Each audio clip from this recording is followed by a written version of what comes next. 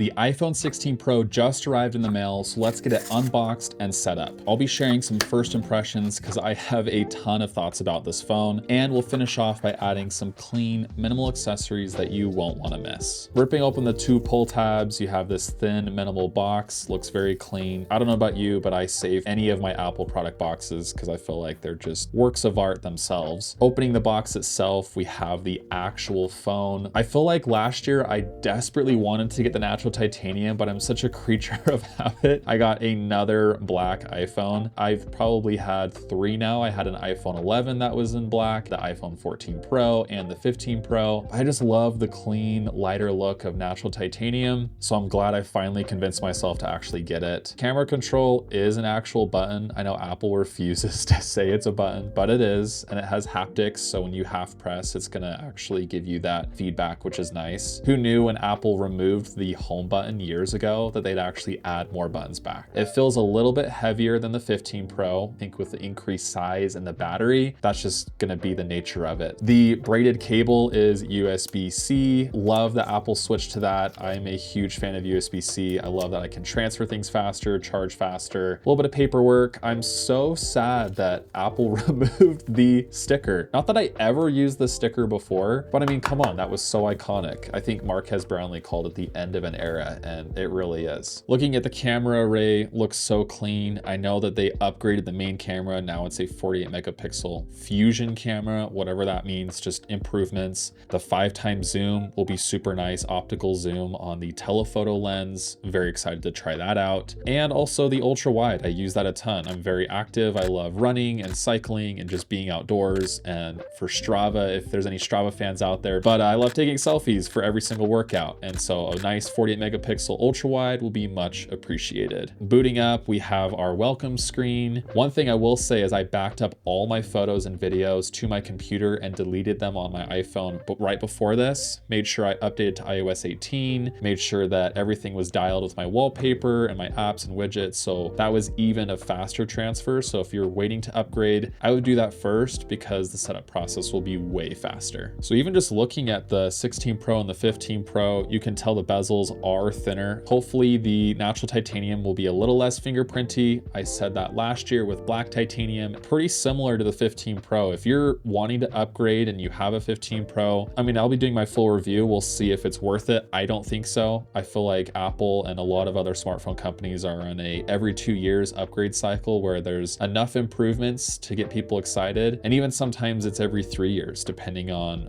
what features matter the most to you. So trying out the camera control, very interesting trying out in person. I feel like it's gonna take a little getting used to. I really hate the placement, and maybe others feel the same way. Maybe that's a hot take, but I use my phone intentionally for filming more horizontal than I do vertical, because I need that camera control button further to the edge than it currently is. I feel like I have to wrap my finger all the way up over the top. It's very awkward. You definitely can't do it one-handed, so you'd have to have both hands on it. I know that they did this probably so they could split the difference between the vertical position, but if I'm taking a photo or video vertically, I'm going to use the screen. It's probably just faster. Obviously, when you get a new phone, you want to have new accessories, whether it's a case or a screen protector, just to protect your phone. I tell myself every year I'm going caseless, but then I inevitably drop my phone a few weeks later. So to fix this, I'm actually trying a new ultra thin case by Tac. It's a super slim 0.7 millimeter thick case. It weighs only 13 grams and comes in a light and dark colorway, which I love. The case covers the entire phone with precise cutouts for camera control. As for my screen protector, I'm running this matte textured one, also by Tac. To be honest, I wasn't sure if I'd like the matte, but I'm kind of digging it. It cuts down on reflections and has a buttery smooth surface.